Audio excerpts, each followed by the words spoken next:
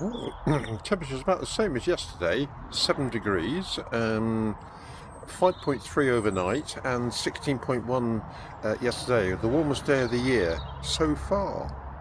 And it looks like it's going to be another warm day. So let's see what happens. Yes, it's another dry day. No rain. Another view of the daffodils. Leaves not yet out in the tree yet, in the beech tree.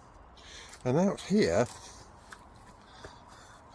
this Thursday the 19th of March, sheep are over there in the field, all collected together, and cows over there, and traffic's moving on the A303.